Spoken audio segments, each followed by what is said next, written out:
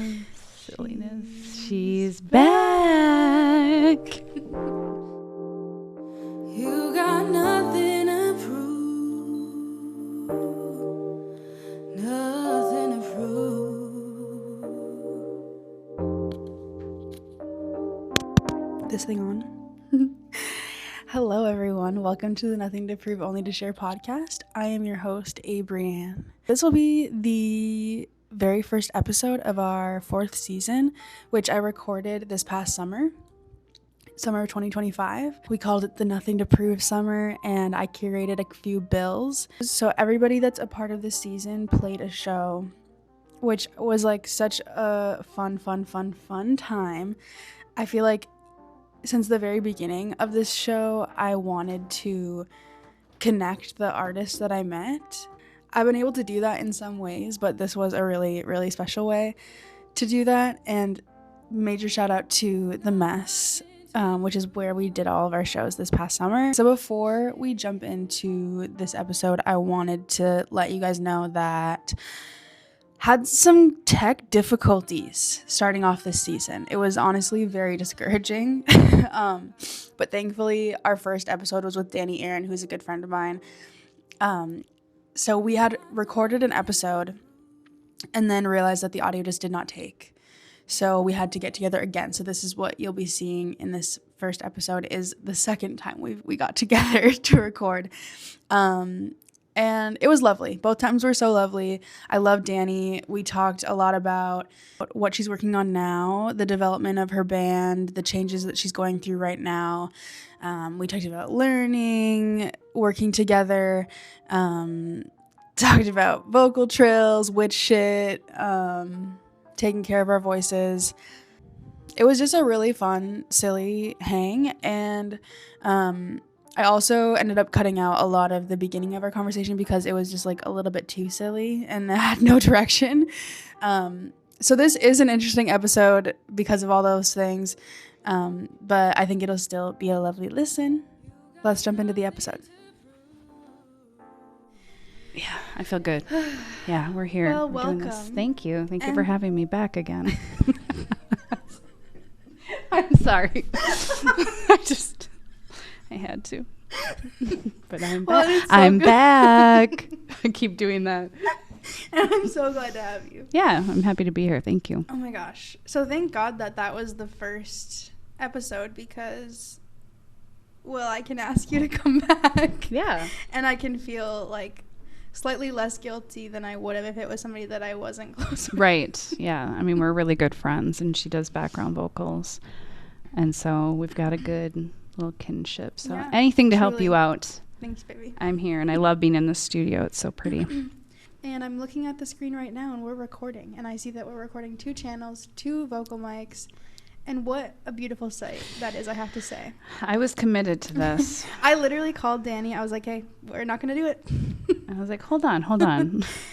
I think walking away would have felt good, but probably just as good as figuring it out. That we and being figured it here out. now. Well, I was going to tell you this, that every time we have done the podcast, there's been some technical difficulty. And I was telling you this earlier, that I have this weird feeling that when our energies get into the same room together, it just starts messing with shit. Yeah, the technology. The technology just can't handle the energy. the natural power that is resonating as individuals. But then once that power comes together, it's like, yeah. Wait, what happened the first time? Oh my. Remember? We're getting through it. Remember it was like recording, it wasn't recording audio. And then, so we were talking. Oh, that's just going to keep going. Yeah, I'm going to have to. Yeah, I'm going to keep talking. So,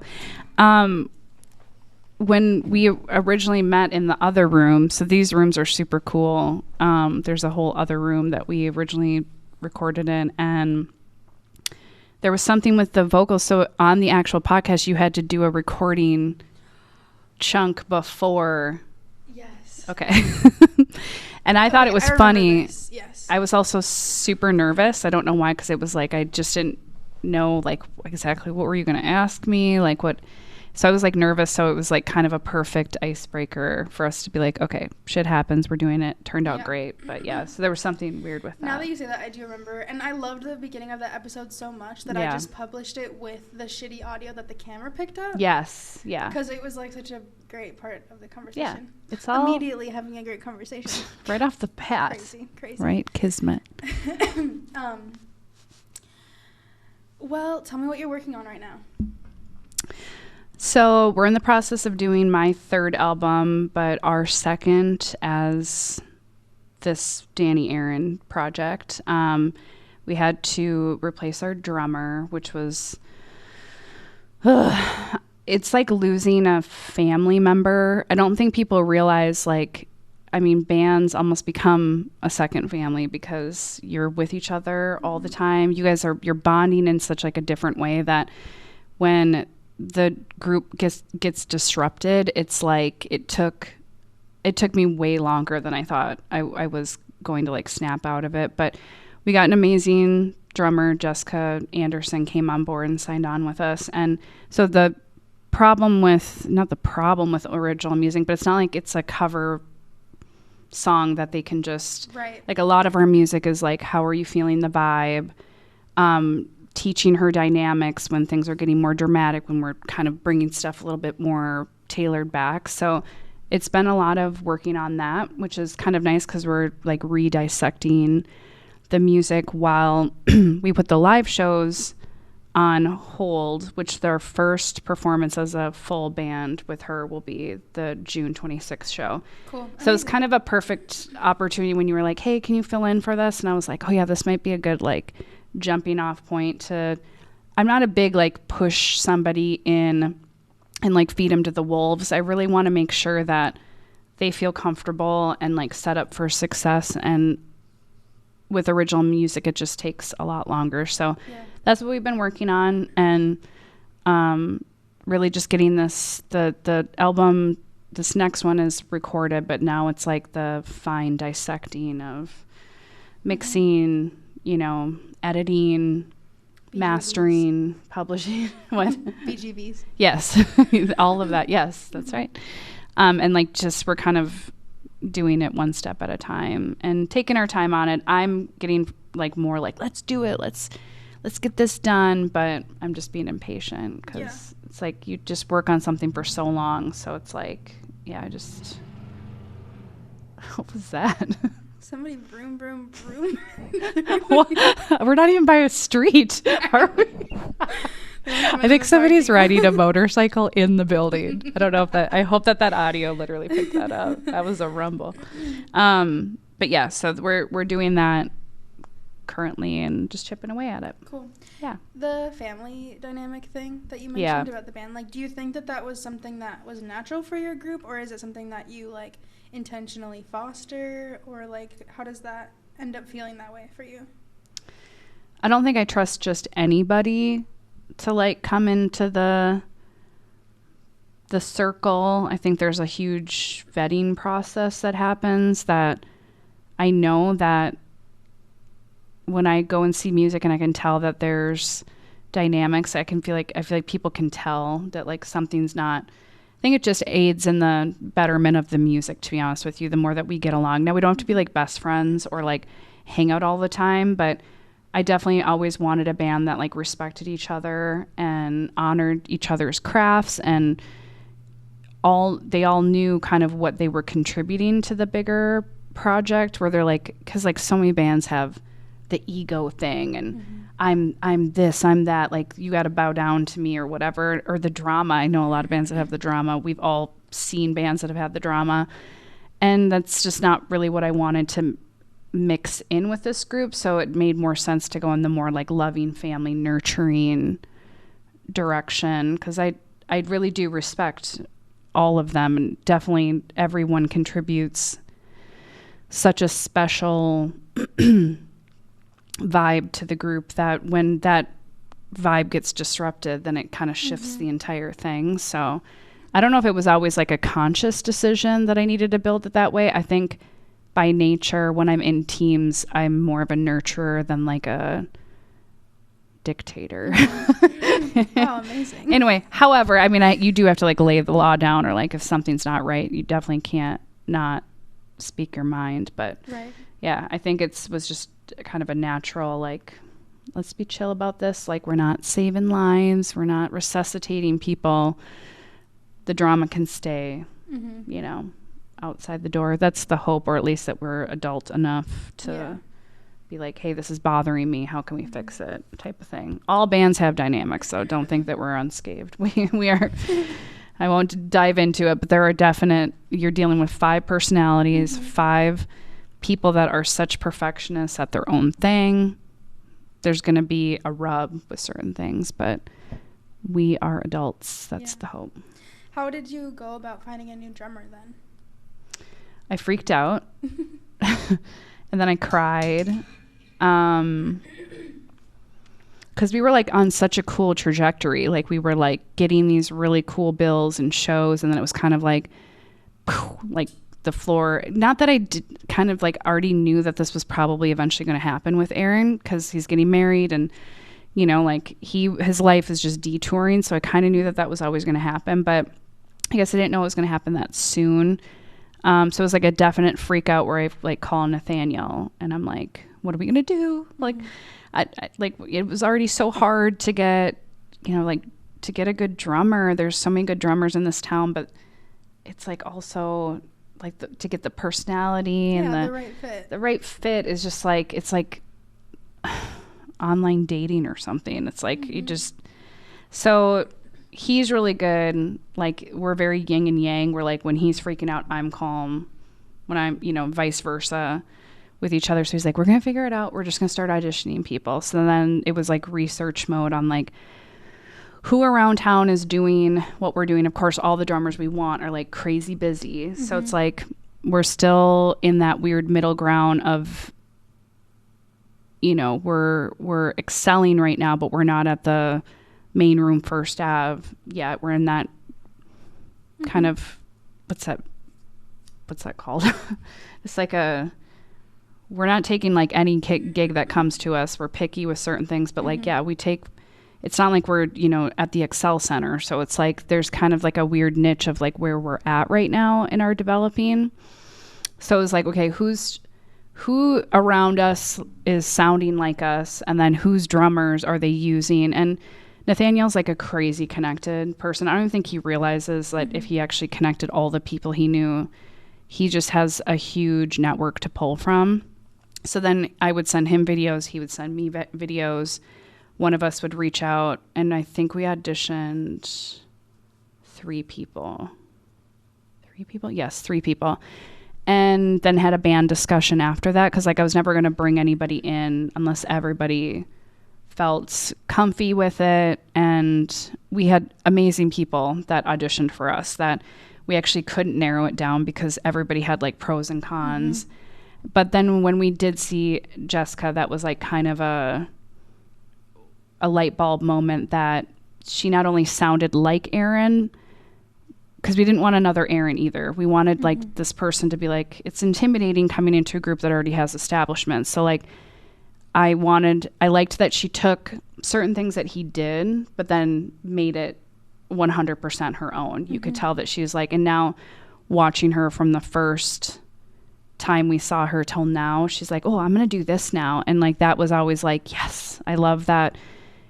You know, with original music, you have to own it. Even if I'm the one who wrote it and Nathaniel wrote it, like it's always the best part is me giving it away and then seeing where like the original song that we wrote to like the full band development. So yeah, we kind of like went down that path, but it's a daunting task. Like you're going through a divorce with one band member. So you're like, like it literally feels like that. It felt like a breakup. Like he cried, I cried when he's like, I need to talk to you. And I knew, and I'll never forget this. And I was like, let's go get a drink. Like, let's like go to a bar and like talk it out. And like, I just knew that the news was coming. And then like, there was tears and like, so like right there, that felt like, I mean, I go through men breakups, like relationship breakups. This felt worse. Yeah. Like friendship breakups feel worse. Band breakups feel equally the same to me. So I had to get through that, which took me a few months, and then I could like refocus my brain on what Dani Erin needed to do, what the band needed to do. And we got just so lucky, and I always wanted another female in my band. Like, I want the most qualified player, first off. So I'm not trying to say that it has to be this, but I think that women in the industry, they need a spot at the table that is specifically opened up for them, because they're harder to come by, you know? So when Jessica said, she was like, I'm so interested in this project. And then I got to see like her talent. I was like, oh my God, this is actually the original Dani Erin idea that I had, is that I always wanted to have more female than male in it. And again, I want the most qualified player, so I'm not trying to be gender specific, but I am really actively trying to open up a seat at the table specifically for a female identifying person. But I do want the most qualified person for sure. But cool. That's awesome. Yeah. Taking just a really quick break to shout out our sponsor for this season of the podcast. This season was filmed at Water Street Studio, proudly owned and operated by Blackheart Productions. Blackheart is more than just a photography or art studio. It's a creative home base right in the heart of St. Paul. Whether you're a photographer, videographer, podcaster, or content creator, Blackheart Studio has the space and setup to bring your vision to life. They have 3 versatile studios available for rent, separately or all together. Blackheart offers one of the most adaptable creative environments in the Twin Cities. Each space is fully equipped with free Wi-Fi, Bluetooth sound, and modular setups, so you can tailor each space to fit your shoot, recording, or event. Their newest space, Water Street Studio, where we recorded this season, is a 900 square foot creative playground. It includes a kitchen table style setup, an intimate green room vibe, and even a speakeasy lounge setup. It's perfect for everything from podcasting to photo shoots and more. Booking is super simple and affordable. You can rent by the hour or grab a membership package of 10 to 20 hours starting at $350. Blackheart was founded by my friend Tom. He's a vet photographer with over 25 years of experience. His passion for art, photography, and the local community shows up in everything that Blackheart is and does. Connecting with him during the early stages of Nothing to Prove podcast felt like fate. He's been such a huge support in my creative journey. So if you're looking for a place that truly gets artists, Tom and Blackheart are it. Big thanks to Tom and Blackheart. Enjoy the rest of the show. So with this album that's coming out now, is your previous drummer on all these tracks, or is Jessica recording with you guys? Yeah, so it's our previous drummer that was kind of the last hurrahs that he'd finish this next album, and then I think he finished like one other show with us, and then it was kind of like kaput on it. So Jessica's learning this new album with Erin's recordings, and then we have another album that we're in the very early development stages of, and then she'll have full ownership of those songs, always cool. 10 songs. But yeah, so I think that's intimidating too, because Erin's such an amazing drummer that his background is actually keyboard. Oh, I didn't know that about him. Like he plays, and he actually has a super good voice too. Oh my God. Yeah, I don't want him to see this because I don't want to inflate his ego already more than I'm just kidding. And she's lying. She shouldn't any of that. Yeah, don't show him and edit all of this out. I don't want him to ever know that. No, he's actually got an amazing voice, and he did like a solo project with keys and his vocals, and then he just like was doing drums on the side, or like he obviously drums for Blue Hound, but so I think it was like more intimidating for her because she's like, he's a beast. Like, and that's, he is. Yeah. Like that's coming from Jessica, who's coming from McNally, who plays with Nerdy. I mean, she's got a lot of cred, and she's like, he's a beast, you know, like I think he showed me his watch after a show, and it was like 1,500 calories or something for like a 40-minute show. Like that's beast mode. Yeah. He does go beast. hard, and he's fun to watch. Like, yeah. I think that, yeah. Well, we don't need to keep talking about Erin. Yeah, I know. Yeah. Yeah, we don't need to give him any more of an ego stroke. No. I'm trying to remember how you defined success the first time you were on the show, but would you like to share with us how you define it today? I remember, because when you asked me that, my brain was like, oh my God, what did I say? And I do remember one of my answers, I believe, being something to the effect of like, I just have to affect one person. Like I have to start really micro because the concept of success is just so big that I don't think that'll ever change for me. Like I think, so I played at the Global Market. There was a festival going on and it was like a big food festival. So like I'm just in the center. Nobody's really paying attention or caring. But then I make eyes with this one woman and she was so like, she got her camera out. Then, you know, she was just so locked in that I was like, that's more important to me than like, I didn't stop a room. The whole room just didn't stop and listen to me, you know, sing that was acoustic show too. So it was a little bit like pretty low stakes show. But I remember thinking that and I was like, it's always just about, if I walk away from a room and nobody's affected, that feels like a failure to me. But my definition of success actually is more of a definition of failure, because I think success is like, what's the ultimate hoorah? Like what's on the bucket list? What are you striving towards? And actually it's learning more about failure and dealing with failure and not being caught in, you're going to fail. It's part of being a human. It's part of being a creative. If you get stuck in that cycle of like, I put out this artwork and nobody bought it, I'm never going to create art ever again. And then you're going to like hermit yourself and then never do it again. That's actually more of a definition of success in a way, is like how you conquer failure is actually more of a statement to how you perceive success. Does that make sense? Yeah, I love that. Okay, I was like, in my brain, totally. I felt like it was like Legos trying to like, okay, that was more of my point, is like, I didn't say this last time because after I thought about it, I was like, I have to be really careful of releasing a single and like only seeing it got this amount of plays or whatever. Then I'll be like, then nobody gets it. Then why am I going to do music?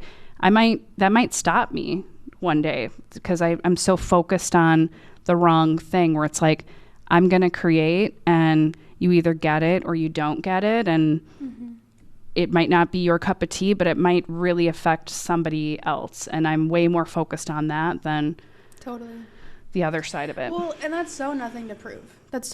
Yeah. Coded to me. Like the idea of just making something to make something, like the act of making something, regardless of outside factors. Right. That's awesome. I love that. And it's my thing. So it's your thing. I have to love it at the end of the day. I'm the one who has to sit with it. And I still listen to my album. The first album I released, I was 25. I was such a puppy. No idea what I was doing. I was in New York. And I still listen to that album and I love it. And even awesome. I've had people be like, it's technically not I can tell that you've like never mixed or mastered before. I'm like, yeah, it was my first one. Like, I still love it. Those vocals are the most pure. There's no auto-tune on it. There's no effects on it. Like, that is such a snapshot of where my vocals were when I was 25 that you go and do that then. You go and do it. That is so beautiful. Do it. Dude. Yeah. Like, well, no, I think that's so cool. Yeah. I think I've talked about this on the podcast before, but the one and only single I have out under my name was the vocals on that published track. Is that Coffee? Yeah. Oh, it's still such a good song. Yeah. All of those vocals were like the night we wrote the song, I did those. Yeah. And it was like, I was kind of making up the melody. Like, I was just tracking the track. And I love that about it. Like, I love that authenticity and that like kind of nakedness about it. It feels so... Yeah, it's authentic. Like, it feels like me and mine, you know?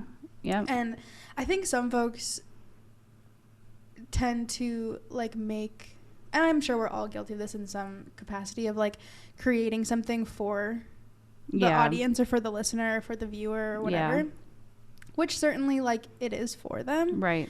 But I think what people most tend to like gravitate towards and really connect with is when somebody is just like making something that is them, that's coming from them, and not really based on like trends or you know what that one sound guy thinks the mix should sound like, you know, like I love that. I love that take. You got to do it. And I don't have a lot of regrets. I don't have any regrets when it comes to, if I had regrets with whatever I published, then I just know that the next time when I write something, okay, I got to think about this, or, you know, it could be an arrangement thing that I would maybe be like, oh, I might do that different. But you will drive yourself absolutely crazy if you even try to be a perfectionist with dealing with a whole team of people that have the same mission. You will drive yourself crazy, and you'll probably just quit because it's too much. It's too daunting.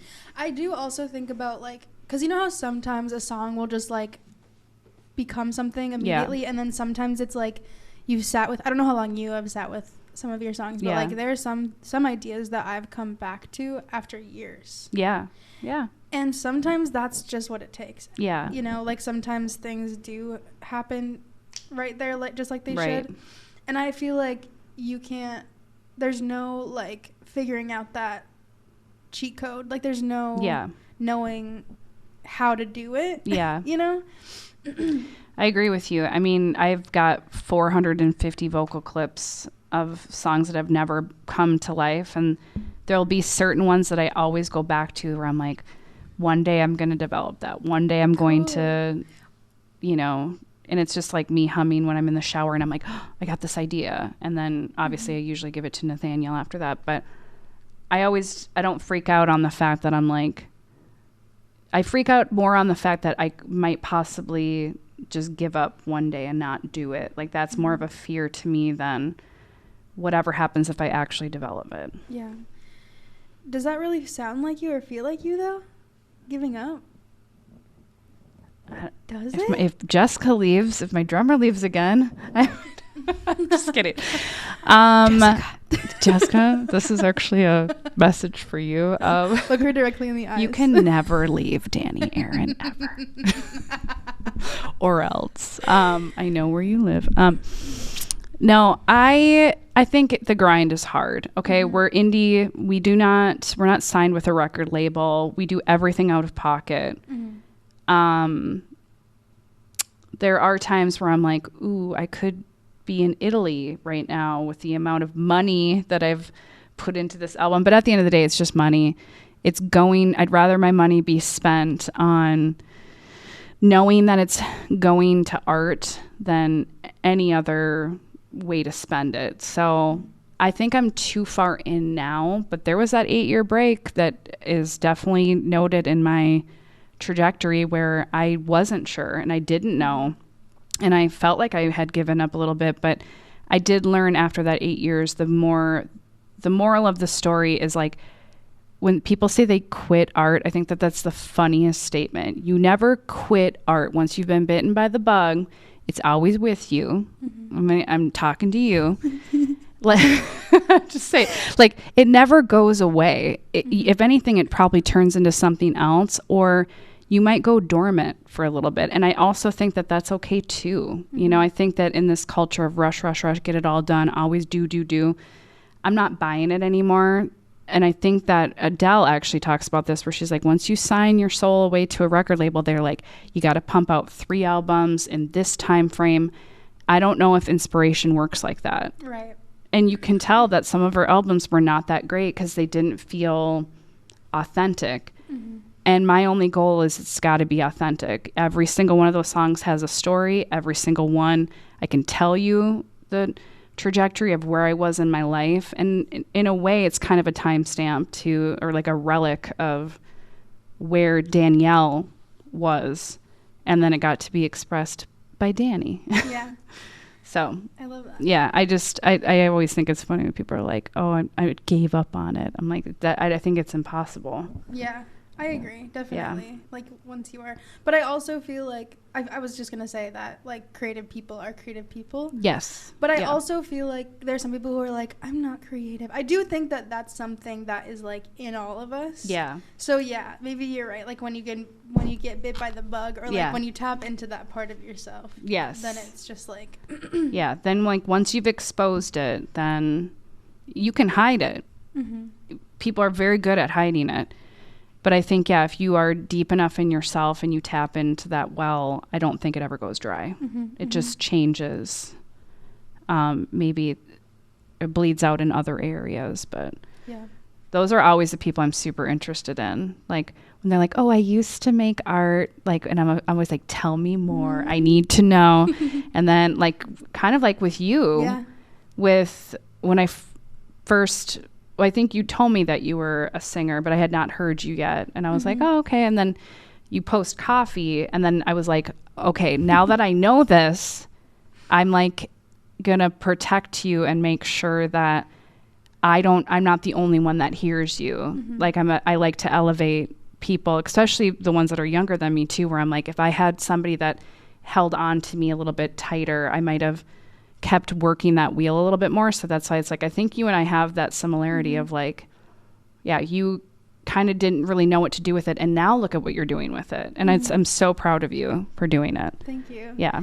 Yeah.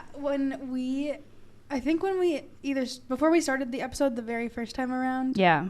or at the very end, you were like, is that you singing on the like intro? Yeah. And you Yes. were like, maybe Yeah. you should do some background vocals. And I was like, please. Yeah, please. But it is really cool to have grown so much and to be able to like see the Yeah. work And get the your transition. confidence going too, because we auditioned a ton of background vocalists. You were the solid, like you were the all in agreeance, complimentary to my vocals, because my vocals are hard. They're striking where they need to have a pad underneath it, and two vocals that are like, they almost feel like they combat.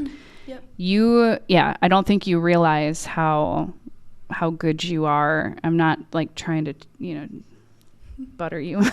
Actually, I am trying to butter up. I'm gonna butter you up right now. But it's watching your confidence grow. And I remember when I was 25, I had no confidence. I didn't even know what I was doing the first time in a studio. Like you were saying, you were in the studio for the first time. Like you're learning so much, and it's like, that's what I want this thing to be for you, is like, I never get to the point where I'm like, I know everything. Yeah. Everything is just that would scare me too. Like I want it to be and still feel new, and watching you grow in your confidence has been a delight for me to witness. And I don't tell you that enough either. So now it's on an official recording.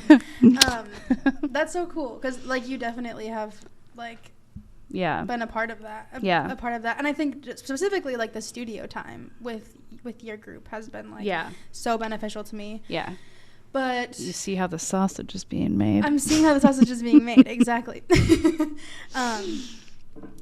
But yeah, I had another thought, but I don't want to forget that I want to ask you. Can you explain your relationship between Dani and Danielle? Yeah, I mean, it's something I've learned to honor both. And I wanted to hide one or hide the other, or one has to come out now, kill off the other. I went into therapy to like figure out they're all sides of just myself, but then one is super amplified version of myself.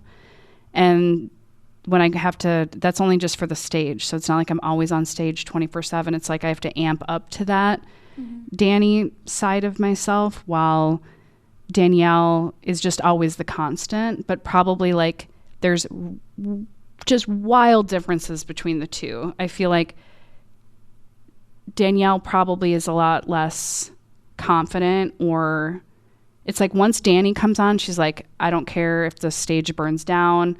I'm performing. Like, I know what I want. I know what I don't like. I feel like Danielle's the more wishy-washy of the two of them, but I feel like I'm learning both sides of myself at the same time. So I also feel like I talk about myself in the third person when I'm describing the two. But there's definite qualities that I've learned to protect, and like Dani can go full force, but then when I open up the door to my apartment after a show, I still feel her right here, but yet I'm now in my present moment of being home. So I've had to like learn grounding techniques on how to kill her off. What a very harsh way to say Not like a kill off, but like turn her off Yeah, not Like, kill because transition back into like normal life. Yeah, like not kill off. I guess turn the dial up, turn the dial down is better because I have to use her again, and I want that transition to feel more lubricated because I feel like I was going from Dani, then I'd have to go back to Danielle, but Danielle has a business, other business, and she like they were trying to blend into each other. And like Beyonce has Sasha Fierce, there's Beyonce who's her everyday person, and then she's got her alter ego. I think it's a protection thing. And I also think it's like I don't want to burn out either one of them, but if you are going to be a creative, I think you do have that other identity. Totally. That not a lot of people talk about, and I'm exploring it. I obviously am in therapy for it, and I still am living it, and I still don't know the capabilities of both. I just know that sometimes I like to intermix, and that's when my life gets chaotic. Yeah. And then I have to, like, that's not a healthy thing for me. So yeah, trying to figure out that, or like you said, you were in the studio and you were like exhausted, you know, so your true core self is you just exuded all this energy in this. What's your alter egos? Brienne. Not that that's I mean, yeah. I feel like that's where I identify now, but okay, there is a bit so like of a... Brienne is exuding this amazing power, and it's, but then when you go back down to your Abby self, you're tired, you know, like. Wow, that just makes me want to cry a little bit. I don't even know why. Just hearing you even just say Abby, I think is like, yeah. Yeah, it goes back to your core.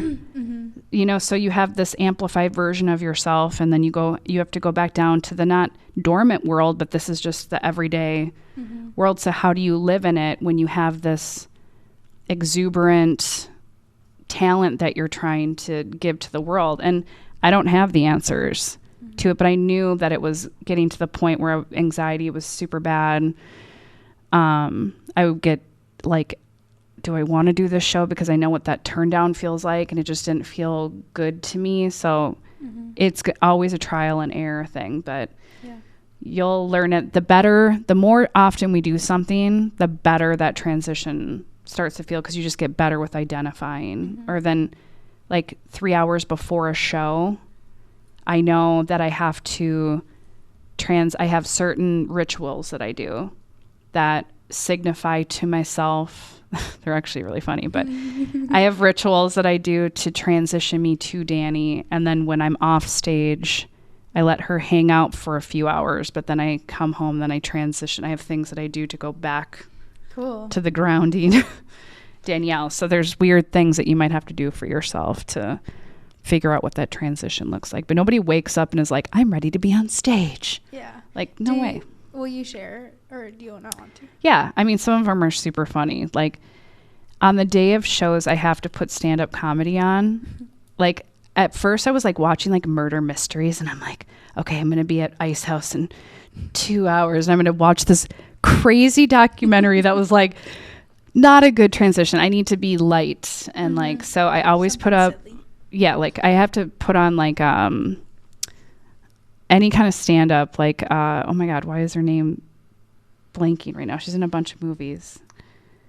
She's so funny. I mean, obviously like Amy Poehler, or like just somebody silly. Yeah, somebody silly, usually a female comic, but I know that like I can wake up and do my normal Danielle things, but then like a couple hours prior I got to put on something funny, which is stand-up comedy. I have like a shower ritual, which I'm not going to get too in depth with. It's nothing like that, but like I have to do certain things that I typically wouldn't do as Danielle. And then I put cedar oil on. So there's a Native American healer that I had talked to about protecting myself from certain energies. So like when you're on stage, you guys are putting so much energy towards me. When I'm on stage, I'm only one person putting that, my energy out. It's kind of a trippy thing, but cedar apparently is like a protectant for that. So I make sure that I have cedar in my shoes. All my shoes in the bottom have to have cedar in it. And then I put cedar oil on. Then I always have a crystal on. Witchy woman. That's so You're like fucking loving awesome. this. I bet. I'm lit. So I always have a crystal in my bra.